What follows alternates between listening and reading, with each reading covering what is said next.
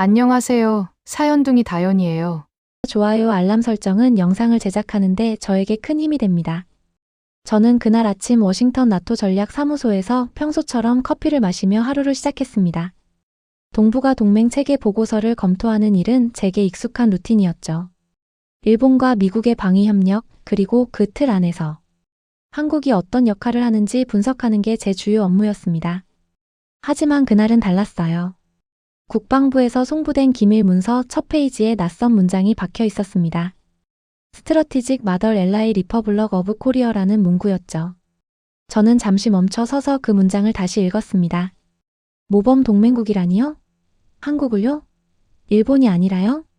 제 머릿속은 순식간에 복잡해졌습니다. 지난 10년간 제가 배우고 분석했던 모든 구조가 흔들리는 느낌이었어요. 미일 동맹은 동북아 전략의 핵심 축이었고 한국은 그 구조 안에서 중요하지만 보조적인 파트너로 여겨졌습니다. 그런데 지금 이 문서는 그 구도를 완전히 뒤집고 있었죠. 저는 문서를 계속 넘겼습니다. 트럼프 행정부가 동맹국 재평가 작업을 진행 중이며 한국을 최우선 전략 파트너로 지정할 계획이라는 내용이 이어졌어요. 일본은 기존 동맹 관계를 유지하되 새로운 전략적 혜택에서는 제외될 가능성이 높다는 분석도 담겨 있었습니다. 왜 하필 한국일까요? 저는 그 질문을 머릿속에서 지울 수 없었습니다. 한국은 분명 강력한 군사력과 첨단 방산 기술을 보유하고 있지만 일본 역시 마찬가지였죠. 게다가 일본은 지리적으로 중국 견제에 더 유리한 위치에 있었습니다. 그런데 왜 미국은 한국을 선택한 걸까요? 문서는 몇 가지 이유를 제시했습니다. 한국의 빠른 의사결정 구조, 실전적인 군사 협력 경험, 그리고 무엇보다 미국과의 신뢰 기반이 탄탄하다는 점이었어요. 평택 기지에서의 완벽한 연합작전, 부산과 거제에서 이루어지는 미 해군 함정 정비, 그리고 K9 자주포와 천국 미사일 같은 첨단 무기 체계의 공동 운용 사례들이 구체적으로 나열되어 있었습니다. 저는 동료 외교관 몇 명에게 조심스럽게 물어봤습니다. 그들도 이미 소문을 들었다고 했어요. 국무부와 국방부 내에서 한국에 대한 평가가 급격히 상승하고 있다는 이야기였죠. 한 선배는 이렇게 말했습니다. 프레야, 동맹은 약속이 아니라 행동으로 증명되는 거야. 한국은 그걸 보여줬어. 저는 그날 밤 숙소로 돌아와서도 계속 그 문서를 들여다봤습니다. 제 전문 분야는 일본이었지만 이제 한국을 이해하지 않으면 동북아 전략을 제대로 파악할 수 없다는 걸 깨달았죠. 미국의 아시아 전략에 균열이 생긴 게 아니었습니다. 오히려 새로운 중심축이 형성되고 있었어요. 그리고 그 중심에 한국이 서 있었습니다. 저는 창밖을 바라보며 생각했습니다. 이건 단순한 정책 변화가 아니에요. 동북아 전체의 판이 바뀌는 순간이었죠. 저는 일본 전략 전문가였습니다. 도쿄의 방위성 구조부터 오키나와 기지 배치까지 미일 동맹의 모든 세부 사항을 꿰뚫고 있었죠. 그래서 그 전화를 받았을 때 더욱 당황스러웠어요. 미국 국방부 아시아 담당 부차관보의 목소리는 차분했지만 내용은 전혀 예상치 못한 것이었습니다. 프레야, 한미동맹 평가단에 합류해 주시겠습니까? 저는 잠시 말을 잇지 못했습니다. 한미동맹이요? 제 전문 분야가 아니었죠. 저는 솔직하게 대답했습니다. 제가 한국에 대해 아는 건 많지 않습니다. 일본 전문가를 보내시는 게 낫지 않을까요? 그는 웃으며 말했습니다. 바로 그래서 당신이 필요합니다. 편견 없는 눈으로 봐줄 사람이 필요해요. 일본 중심으로만 보던 사람들은 한국을 제대로 평가하지 못합니다. 저는 그 말에 묘한 긴장감을 느꼈습니다. 편견 없는 눈이라니요. 그건 제가 한국에 대해 아무것도 모른다는 뜻이기도 했지만 동시에 새로운 시각으로 평가할 수 있다는 의미이기도 했죠. 결국 저는 수락했습니다. 사흘 후 저는 인천공항에 도착했습니다. 공항에서 나오는 순간부터 뭔가 달랐어요. 깔끔하고 효율적인 시스템, 빠르게 움직이는 사람들, 그리고 곳곳에 보이는 첨단 기술의 흔적들이었습니다. 일본과는 다른 종류의 선진국이었죠. 평가단은 총 6명으로 구성되어 있었습니다. 미국 국방부 분석관 2, 랜드연구소 연구원 1, 그리고 나토에서 저를 포함해 3명이었어요. 우리의 임무는 명확했습니다. 한미동맹이 정말 미국의 최우선 전략 파트너가 될 자격이 있는지 현장에서 직접 확인하는 것이었죠. 첫날 브리핑에서 한국 국방부 담당관이 말했습니다. 여러분이 보고 싶은 건 다 보여드리겠습니다. 우리는 숨길 게 없습니다. 그 자신감이 인상적이었어요. 일본에서는 이런 식의 개방적인 태도를 본 적이 없었거든요. 저는 노트북을 열고 평가 기준을 정리하기 시작했습니다. 군사협력의 효율성, 산업 기반의 신뢰성, 그리고 전략적 가치였죠. 하지만 솔직히 말하면 저는 회의적이었습니다. 한국이 일본을 넘어설 수 있을까요? 일본은 수십 년간 미국과 함께 동북아 전략을 구축해왔습니다. 한국이 아무리 발전했다 해도 그 역사와 경험을 따라잡기는 어려울 거라고 생각했죠. 하지만 제 역할은 판단이 아니라 관찰이었습니다.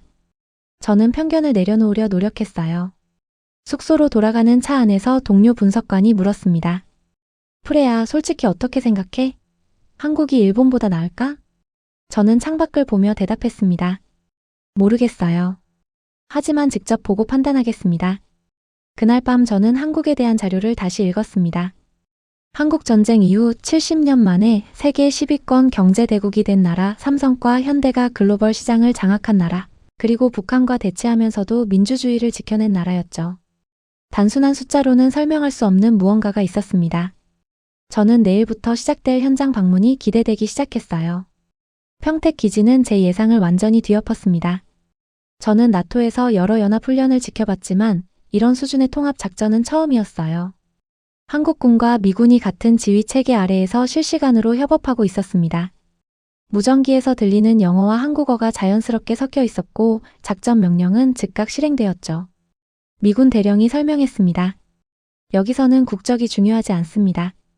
우리는 한 팀이에요. 저는 훈련장 곳곳을 돌아다니며 관찰했습니다. 한국군 장교들은 미군 시스템을 완벽하게 이해하고 있었고 미군 병사들도 한국군 장비를 능숙하게 다뤘어요.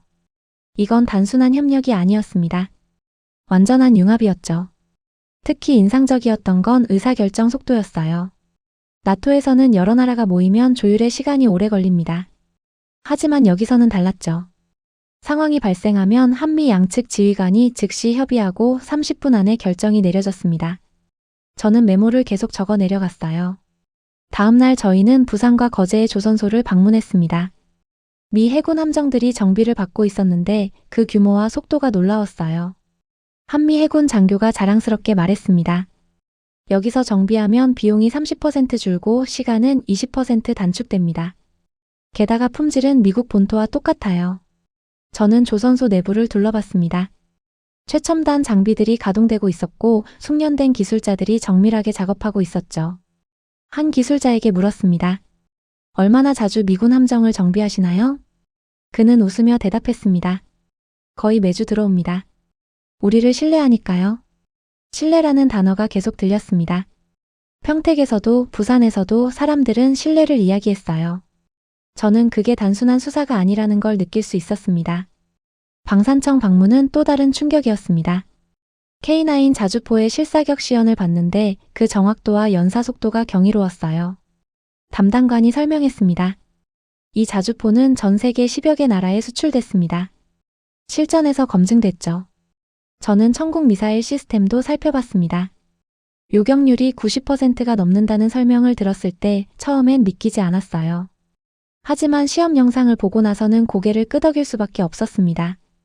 이건 홍보가 아니라 사실이었죠. 저녁에 평가단이 모여 의견을 나눴습니다. 미국 분석관이 먼저 말했습니다. 솔직히 놀랐어요. 이 정도일 줄 몰랐습니다. 랜드 연구소 연구원도 동의했습니다. 전술과 전략 그리고 산업이 완벽하게 연결되어 있어요. 나토 시각에서 봐도 드문 사례죠. 저는 조용히 들으면서 생각했습니다. 일본도 강력한 방위 산업을 가지고 있지만 이렇게 미국과 긴밀하게 통합된 구조는 아니었어요. 일본은 독자적인 시스템을 선호했고 그게 때로는 협력의 장벽이 되기도 했죠. 하지만 한국은 달랐습니다. 독립성을 유지하면서도 미국과의 협력을 극대화하는 방식을 찾아낸 거예요. 저는 노트에 적었습니다. 한국은 이득을 주는 동맹이다. 동맹은 보통 비용으로 여겨집니다. 지켜줘야 하는 대상이죠. 하지만 한국은 미국에게 실질적인 이득을 제공하고 있었습니다. 저렴하고 빠른 함정 정비, 신뢰할 수 있는 무기 체계, 그리고 언제든 함께 싸울 준비가 된 군대였죠. 숙소로 돌아오는 길에 저는 확신했습니다. 한국은 모범 동맹국이 될 자격이 충분했어요. 브뤼셀로 돌아온 저는 곧바로 보고서 작성에 들어갔습니다. 평가단 전체 회의에서 의견이 모아졌고 제가 초안을 쓰기로 했죠. 하지만 쉽지 않았어요. 지난 10년간 제가 작성했던 모든 동북아 보고서는 일본 중심이었습니다. 이제 그 틀을 완전히 뒤집어야 했죠. 저는 컴퓨터 앞에 앉아 첫 문장을 고민했습니다. 어떻게 시작해야 할까요? 한국은 미국의 최우선 전략 파트너가 되어야 한다. 너무 직설적일까요? 하지만 현장에서 본 건 명확했습니다. 저는 그 문장을 그대로 두고 계속 썼어요. 보고서는 세 부분으로 구성했습니다. 첫째, 군사협력의 효율성이었죠. 평택에서 본 완벽한 연합작전, 즉각적인 의사결정, 그리고 실전적인 훈련 체계를 상세히 기록했습니다. 나토의 어떤 회원국보다 긴밀한 수준이라고 평가했어요. 둘째는 산업 기반의 신뢰성이었습니다. 부산과 거제 조선소의 정비 능력, 방산 기술의 우수성, 그리고 글로벌 수출 실적을 구체적인 수치와 함께 제시했죠. 특히 비용 절감 효과를 강조했습니다. 미국 입장에서 한국과의 협력은 경제적으로도 이득이었으니까요. 셋째는 전략적 가치였습니다. 한국은 북한, 중국, 러시아와 맞닿아 있는 최전방 국가였어요. 지정학적으로 이보다 중요한 위치는 없었죠. 게다가 한국은 민주주의 국가로서 가치도 공유하고 있었습니다. 저는 밤늦게까지 작업했습니다. 초안이 완성되었을 때는 새벽 3시였어요. 다음날 나토 전략기획국 내부회의에서 보고서를 발표했습니다. 반응은 엇갈렸어요. 한 선배 외교관이 말했습니다. 프레야, 이건 너무 급진적이야. 일본과의 관계를 고려해야 해. 저는 차분하게 대답했습니다. 현장 데이터입니다. 제 의견이 아니에요. 또 다른 동료가 물었습니다. 일본을 완전히 배제하자는 건가? 저는 고개를 저었습니다. 아니요. 역할을 구분하자는 겁니다. 한국은 전방 대응형 동맹, 일본은 후방 지속형 동맹으로 재편하면 됩니다. 회의는 2시간 넘게 이어졌습니다. 결국 타협안이 나왔어요. 한국을 최우선 파트너로 지정하되 일본과의 협력도 유지하는 방향이었죠. 저는 받아들였습니다. 완벽하진 않았지만 중요한 건 한국의 위상을 높이는 것이었으니까요. 보고서는 수정을 거쳐 최종안이 완성되었습니다. 제목은 21세기 동북아 동맹 구조 재편 한국 중심 전략의 필요성이었어요.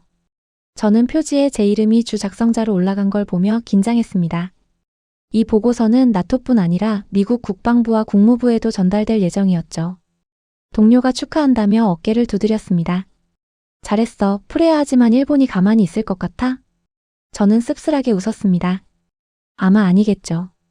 보고서가 공식 제출된 건 그로부터 일주일 후였습니다. 미국 국방부는 즉각 검토에 들어갔고 긍정적인 반응이 돌아왔어요. 한 고위 관계자는 우리가 원하던 바로 그 분석이라고 평가했다고 합니다. 하지만 저는 불안했어요. 이 보고서가 공개되면 파장이 클 거라는 걸 알고 있었죠. 일본은 분명 반발할 것이고 외교적 갈등이 생길 수도 있었습니다. 그래도 저는 후회하지 않았습니다. 제가 본 건 사실이었고 그 사실을 기록하는 게 제 역할이었으니까요.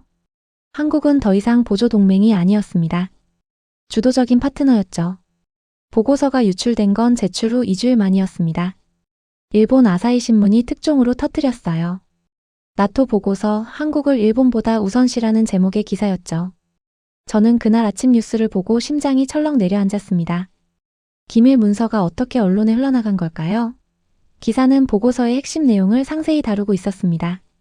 한국의 전략적 우위, 일본의 후순위 배치, 그리고 역할 재편 계획까지 모두 공개되었어요. 일본 여론은 즉각 들끓었습니다. 보수 언론들은 미일 동맹 위기라며 연일 비판 기사를 쏟아냈고 정치인들은 미국 정부의 공식 항의를 요구했죠. 도쿄 주재 미국 대사관 앞에서는 시위까지 벌어졌다고 합니다. 일본 외무성은 공식 성명을 냈습니다. 미일 동맹은 아시아 태평양 안보의 근간이다. 어떠한 변화도 양국 간 긴밀한 협의를 거쳐야 한다는 내용이었어요. 외교적 수사였지만 그 안에 담긴 분노는 명확했죠. 나토 본부는 발칵 뒤집혔습니다. 사무총장실에서 긴급회의가 소집되었고 저도 출석하라는 통보를 받았어요. 회의실에 들어섰을 때 분위기는 차가웠습니다. 사무총장이 물었습니다. 프레야, 이 유출이 어떻게 된 건가? 저는 솔직하게 대답했습니다. 모릅니다. 보고서는 기밀로 분류되었고 저는 규정을 준수했습니다. 한 외교관이 날카롭게 물었습니다. 하지만 당신이 주 작성자 아닌가? 책임을 느껴야 하지 않나? 저는 침착하게 답했습니다. 보고서 내용은 사실에 근거합니다. 유출은 유감이지만 내용 자체는 변호할 수 있습니다. 회의는 1시간 넘게 이어졌습니다. 결론은 내부 조사였어요. 누가 어떻게 유출했는지 밝혀내야 한다는 것이었죠. 저는 조사를 받게 되었습니다. 한편 워싱턴에서는 더 큰 파장이 일고 있었습니다. 미 국무부와 국방부 사이에 의견 차이가 드러났어요. 국무부는 일본과의 관계 악화를 우려했고 국방부는 보고서 내용에 동의하면서도 시기가 너무 이르다고 판단했습니다. 미국 의회에서도 논란이 일었어요. 일부 의원들은 일본을 소외시키는 것은 전략적 실수라고 비판했고 다른 의원들은 한국의 가치를 제대로 평가해야 한다고 옹호했죠. 미일 외교 전선은 긴장 상태에 접어들었습니다. 저는 그 사이에서 외로웠습니다. 제가 쓴 보고서 하나가 이렇게 큰 파장을 일으킬 줄 몰랐어요. 동료들은 저를 피하기 시작했고 복도에서 마주치면 어색하게 인사만 나눴죠. 하지만 며칠 후 예상치 못한 지지가 들어왔습니다. 미국 국방부가 공식 입장을 냈어요. 나토 보고서는 현장 조사에 기반한 객관적 분석이다. 우리는 이를 존중하며 동맹 정책에 반영할 것이다라는 내용이었습니다. 사실상 보고서를 인정한 거였죠. 일본은 더욱 반발했지만 미국의 입장은 확고했습니다. 국방부 대변인은 브리핑에서 말했습니다. 우리는 모든 동맹국을 소중히 여긴다. 하지만 전략적 우선순위는 현실에 기반해야 한다. 저는 그 뉴스를 보며 안도했습니다. 제 보고서가 틀리지 않았다는 게 증명된 거였으니까요. 하지만 동시에 무거운 책임감도 느꼈어요. 이제 미국은 공식 발표를 서두를 수밖에 없었습니다. 유출로 인해 일정이 앞당겨진 거죠. 국방부는 한 달 안에 새로운 동맹 정책을 발표하기로 결정했습니다. 저는 그날 밤 창밖을 바라보며 생각했습니다. 동맹이 흔들리고 있었어요. 하지만 그건 무너지는 게 아니었습니다. 새로운 균형을 찾아가는 과정이었죠. 발표일은 5월 15일로 정해졌습니다. 미국 국방부 청사 브리핑룸에서 공식 기자회견이 열렸어요. 저는 나토 전략기획국 대표로 참석하라는 요청을 받았습니다. 솔직히 부담스러웠죠. 제 보고서가 이 모든 일의 시작점이었으니까요. 브리핑룸은 전 세계 언론으로 가득 찼습니다. CNN, BBC, 로이터, 그리고 한국과 일본 언론들까지 모여 있었어요. 카메라 플래시가 끊임없이 터졌고 긴장감이 공기를 가득 채웠습니다. 국방장관이 단상에 올랐습니다. 그는 준비된 발언문을 펼치고 차분하게 말하기 시작했어요. 오늘 우리는 21세기 동맹의 새로운 기준을 발표합니다. 대한민국을 미국의 모범 동맹국으로 공식 지정합니다. 브리핑룸이 술렁였습니다. 기자들이 일제히 메모를 하기 시작했고 카메라는 더욱 바빠졌죠. 장관은 계속 이어갔습니다. 한국은 우수한 군사협력, 신뢰할 수 있는 산업 기반, 그리고 전략적 가치를 모두 갖춘 파트너입니다. 우리는 한국과의 협력을 더욱 강화할 것입니다. 구체적인 내용이 발표되었습니다. 한국은 첨단 무기 우선 배치권을 얻었어요. 미국이 개발하는 신무기 체계를 가장 먼저 도입할 수 있는 자격이었죠. 또한 부산과 거제 조선소는 미 해군 공식 정비 거점으로 지정되었습니다. 방산 공동개발 프로그램도 확대되었어요. K9 자주포와 미국 기술을 결합한 차세대 자주포, 천국 미사일 시스템의 미군 도입 검토 등이 포함되었습니다. 이건 단순한 구매가 아니었어요. 함께 만들어가는 관계였죠. 장관은 일본에 대해서도 언급했습니다. 일본은 여전히 중요한 동맹국입니다. 우리는 미일 동맹을 계속 유지하고 발전시킬 것입니다. 다만 역할이 다를 뿐입니다. 외교적 표현이었지만 의미는 명확했습니다. 한국은 전방 대응형, 일본은 후방 지속형이라는 구분이었죠. 질의응답 시간에 일본 기자가 날카로운 질문을 던졌습니다. 이 결정이 미일 동맹을 약화시키는 것 아닙니까? 장관은 침착하게 대답했습니다. 약화가 아니라 재편입니다. 각국의 강점을 살리는 방향이죠. 한국 기자가 물었습니다. 이 결정에 나토 보고서가 영향을 미쳤습니까? 장관은 잠시 저를 바라봤습니다. 그리고 말했습니다. 나토 평가단의 현장 조사는 매우 유용했습니다. 객관적이고 전문적인 분석이었죠. 저는 그 순간 모든 시선이 저에게 쏠리는 걸 느꼈습니다. 부담스러웠지만 동시에 뿌듯하기도 했어요. 제 보고서가 실제 정책으로 이어진 거였으니까요. 브리핑이 끝난 후 저는 한국 대사관 관계자를 만났습니다. 그는 감사를 표했어요. 프레아, 정말 고맙습니다. 공정하게 평가해 주셔서요. 저는 고개를 저었습니다. 저는 본 걸 기록했을 뿐입니다. 감사할 건 한국이 보여준 실력이죠. 그날 밤 뉴스는 이 발표로 도배되었습니다. 한국 언론은 환호했고 일본 언론은 비판했어요. 유럽 언론들은 분석 기사를 쏟아냈죠. 동북아 전략 지형 변화, 한국의 부상, 일본의 위기 같은 제목들이었습니다. 저는 호텔 방에서 그 뉴스들을 보며 생각했습니다. 이제 시작일 뿐이에요. 진짜 중요한 건 이 약속이 실행되는지 지켜보는 것이었죠. 한국이 모범 동맹국이라는 이름에 걸맞은 역할을 계속할 수 있을까요? 미국은 약속을 지킬까요? 저는 그 답을 확인하고 싶었습니다. 공식 발표 후 6개월이 지났습니다. 저는 다시 한국을 방문했어요. 이번엔 평가단이 아니라 나토 전략기획국 공식 대표 자격이었죠. 약속이 실제로 이행되고 있는지 확인하는 게 목적이었습니다. 인천공항에 내린 순간부터 뭔가 달라진 게 느껴졌습니다. 공항 곳곳에 한미동맹 강화를 알리는 포스터가 붙어 있었어요. 함께 더 강하게라는 슬로건이 인상적이었죠. 첫 방문지는 평택 기지였습니다. 6개월 전과 비교할 수 없을 정도로 활기찼어요. 합동훈련 빈도가 2배로 늘었다고 했습니다. 새로운 훈련 시설도 건설 중이었고 미군과 한국군의 혼성부대가 상시 운영되고 있었죠. 미군 사령관이 저를 맞이했습니다. 프레야, 다시 만나서 반갑습니다. 많이 변했죠?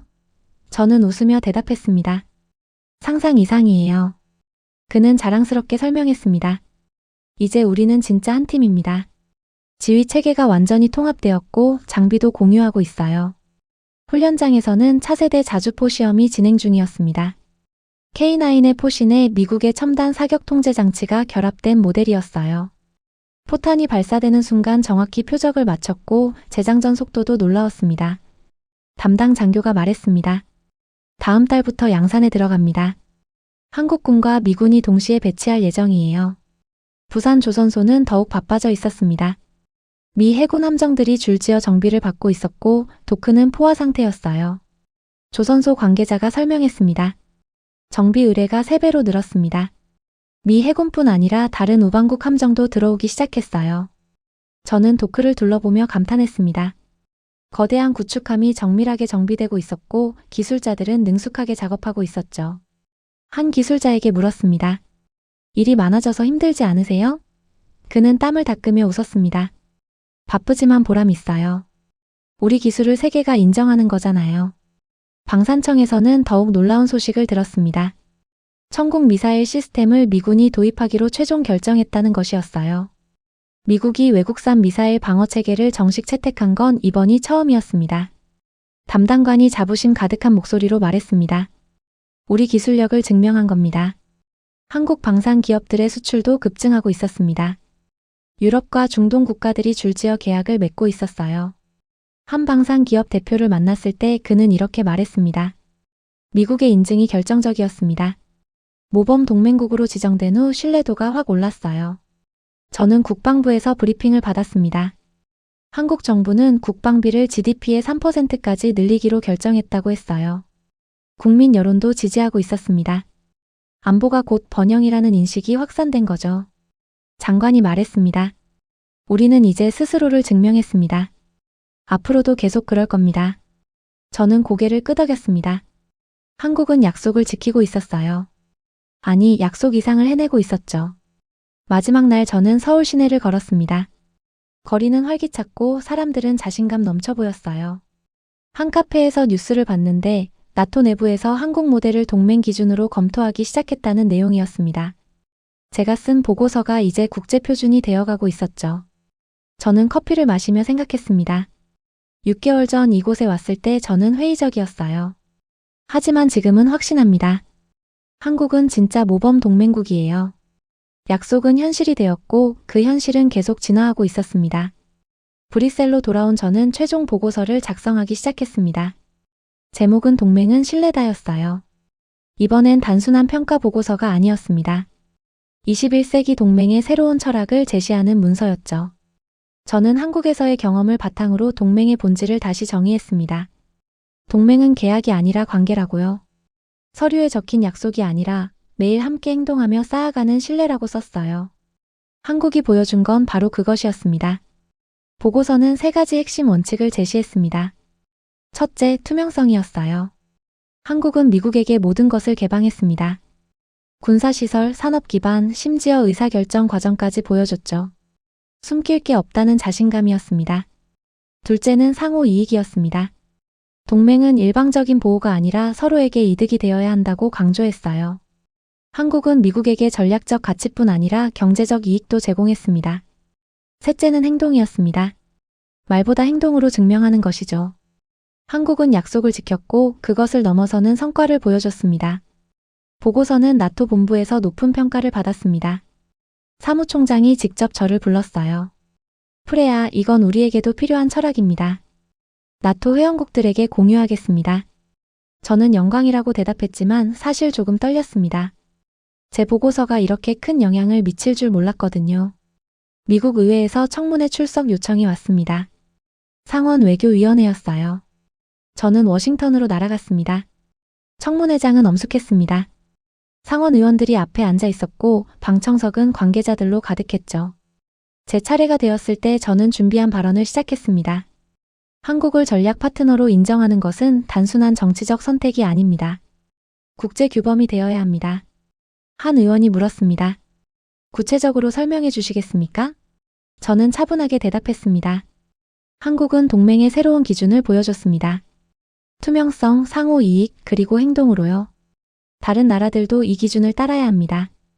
또 다른 의원이 날카롭게 물었습니다. 그렇다면 일본은 그 기준에 미치지 못한다는 건가요? 저는 신중하게 답했습니다. 일본은 다른 강점이 있습니다. 중요한 건 각국이 자신의 역할을 명확히 하는 거예요. 청문회는 2시간 동안 이어졌습니다. 끝나고 나서 한 의원이 다가와 악수를 청했어요. 프레야, 훌륭한 증언이었습니다. 당신 덕분에 우리도 많이 배웠어요. 저는 감사하다고 말했습니다. 하지만 속으로는 생각했죠. 제가 한 건 관찰이고 기록일 뿐이에요. 진짜 주인공은 한국이라고요. 브뤼셀로 돌아온 후 저는 한국 전문가로 불리기 시작했습니다. 각종 세미나와 포럼에 초청되었고 언론 인터뷰 요청도 쏟아졌어요. 사람들은 물었습니다. 한국의 성공 비결이 뭡니까? 저는 매번 같은 대답을 했습니다. 진정성입니다. 한국은 동맹을 정치적 도구가 아니라 진짜 관계로 여겼어요. 어느 날 저는 덴마크 코펜하겐 대학에서 특강을 했습니다. 학생들 앞에서 제 경험을 이야기했죠. 동맹은 완성된 계약이 아닙니다. 서로를 신뢰하며 계속 만들어가는 관계예요. 한국이 그걸 증명했습니다. 한 학생이 손을 들었습니다. 그렇다면 앞으로 한국은 어떻게 될까요? 저는 웃으며 대답했습니다. 계속 발전할 겁니다. 그들은 멈추지 않으니까요. 강연이 끝나고 저는 캠퍼스를 걸었습니다. 가을 바람이 시원했어요. 저는 1년 전을 떠올렸습니다. 워싱턴에서 그 기밀 문서를 처음 봤을 때 저는 의문투성이었죠. 하지만 지금은 확신합니다. 한국은 더 이상 보조자가 아니에요. 행동하는 전략 파트너로 미국과 함께 걷고 있습니다. 그리고 저는 그 여정을 기록한 사람이 되었죠. 21세기 동맹 모델의 설계자로 불리는 건 과분하지만 한국이 보여준 길을 세계에 알린 건 자랑스럽습니다. 동맹은 약속의 총합입니다. 한국이 보여준 건 단순한 무기가 아니라 동맹의 태도였어요. 여러분, 프레야의 이야기는 여기서 마무리됩니다. 한 명의 외교관이 목격한 한미동맹의 대전환이었죠. 일본 중심에서 한국 중심으로 보조동맹에서 모범동맹으로 변화하는 과정을 함께 지켜봤습니다. 이 이야기가 보여주는 건 명확합니다. 동맹은 말이 아니라 행동으로 증명된다는 것이죠. 한국은 투명성과 신뢰, 그리고 실질적인 협력으로 그것을 보여줬습니다. 프레야는 이제 한국 전문가로 세계 무대에서 활약하고 있습니다. 그녀가 쓴 보고서 동맹은 신뢰다는 나토와 미국 의회의 필독서가 되었고 21세기 동맹의 새로운 기준으로 자리 잡았죠. 여러분은 어떻게 생각하시나요? 진정한 동맹이란 무엇일까요? 댓글로 의견을 남겨주세요. 이 영상이 도움이 되셨다면 구독과 좋아요 부탁드립니다. 다음에도 더 흥미로운 이야기로 찾아뵙겠습니다. 지금까지 사연둥이 다연이었습니다. 감사합니다.